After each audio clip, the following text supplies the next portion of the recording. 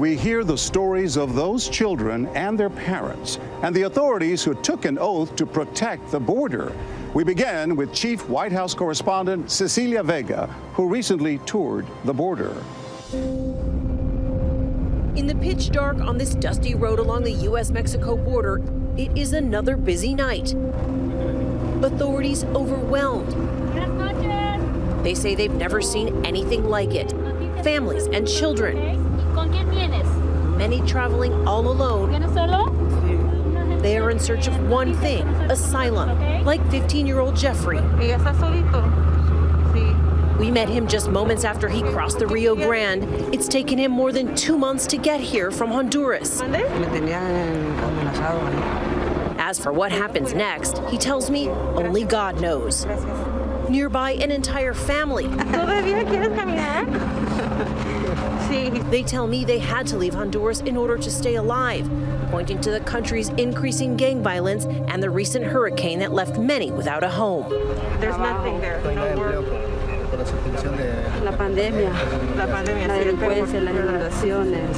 Just minutes later, right up the road, another group, this one even bigger.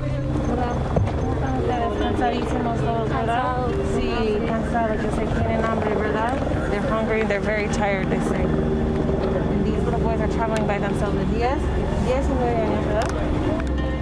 We meet 9-year-old Josel and 10-year-old Joseph. The boys left home more than a month ago. They traveled all the way from Honduras. They have no family with them. The group they're with, strangers, took them in along the way. They show me their lifelines, phone numbers of family members here in the U.S., relatives they hope to call and be reunited with soon. He's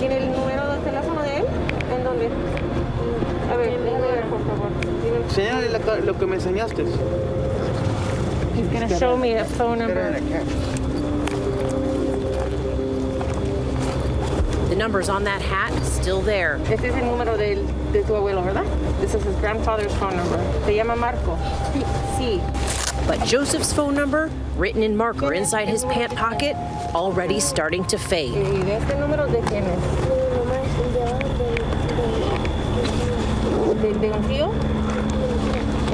This is his aunt's phone number and his mom's phone number. ¿Aquí tienes familiares en los Estados Unidos? Sí. Next to them, 2 brothers, 20 and 13. I ask why they've decided to come now, and their answer strikes at the very heart of this disaster, threatening to derail President Biden's young and very carefully planned agenda. ¿Piensan que sería más fácil cruzar ahorita con el nuevo presidente que el presidente Trump o no? Posiblemente. Posiblemente. ¿Qué saben de este? Pues se han escuchado rumores de que ayuda a los migrantes. More than 172,000 people were detained across the U.S. southern border last month, and right now there are more than 20,000 unaccompanied minors in custody. But the Biden administration still refuses to call it a crisis. Children presenting at our border who are fleeing violence, who are fleeing prosecution, who are fleeing terrible situations is not a crisis. After mounting pressure, the administration finally allowed journalists limited access into facilities along the border. First, one camera was let inside this facility in Carrizo Springs, Texas. The journalist was told not to speak with any of the teen boys detained there. But this facility has never reached its capacity. A stark contrast to the overcrowded tent-like facilities like this one in Donna, Texas. There are only supposed to be 250 people here in this entire facility, but there were more than 4,100 when this camera was allowed in, 3,400 of them children. What is your reaction to these images that have come out from that particular facility? Is what's happening inside acceptable to you, and when is this going to be fixed? That's a serious question, right? Is it acceptable to me? Come on. That's why we're going to be moving 1,000 of those kids out quickly.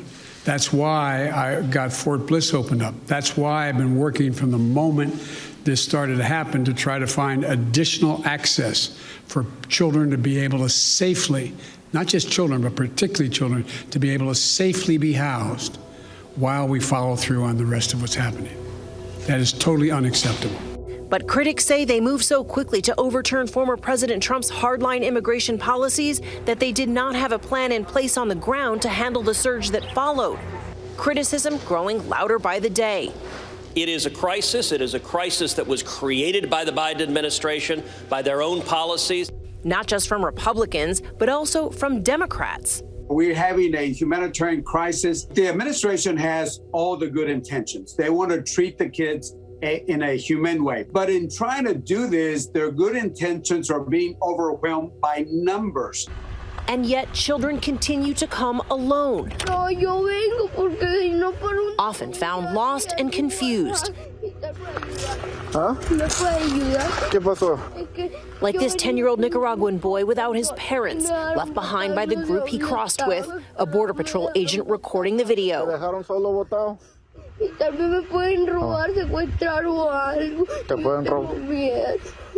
Border Patrol says the boy is now in their custody.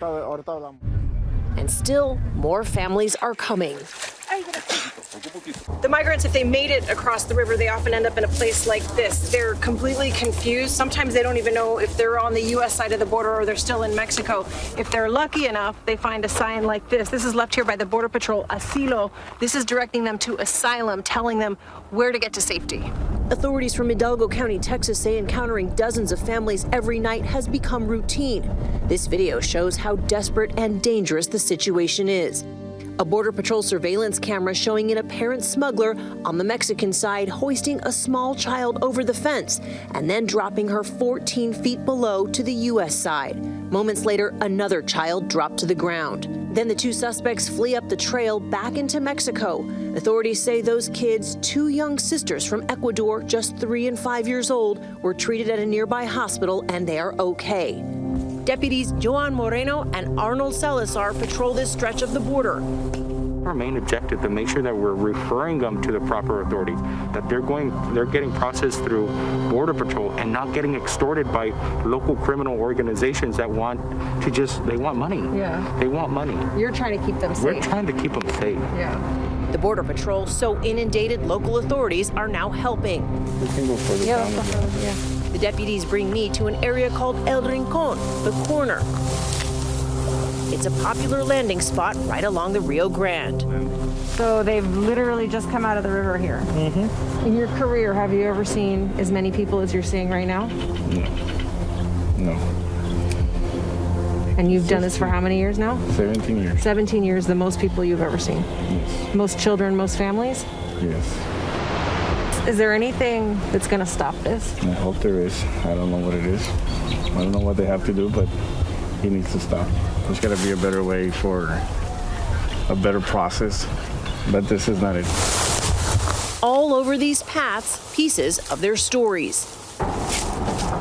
It's a baby carrier. Baby's carrier. But we've seen mothers carrying their kids, sometimes they're very dirty. We provide them water. We have to give them wipes, whatever they need. I mean, stuff that I have at home, I just bring it with me. You bring that stuff on the job with you right now? Yes, we have to. Do they think it's easier to cross with a new president? Are you hearing that? What I hear is they're saying that they thought it was going to be easier, but it's all the same thing. Yeah. It's the same thing. Yeah. The White House now trying to address the root causes of why people are leaving their homes in the first place. Even though the administration says the message is don't come, the policy is to not send unaccompanied minors back across the border alone, as the previous administration did. Children like Joselle and Joseph, who told me they're scared.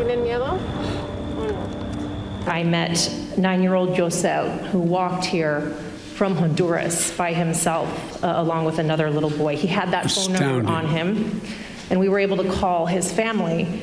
His mother says that she sent her son to this country because she believes that you are not deporting unaccompanied minors like her son. Is your messaging in saying that these children are and will be allowed to stay in this country and work their way through this process, encouraging families like Joselle's to come?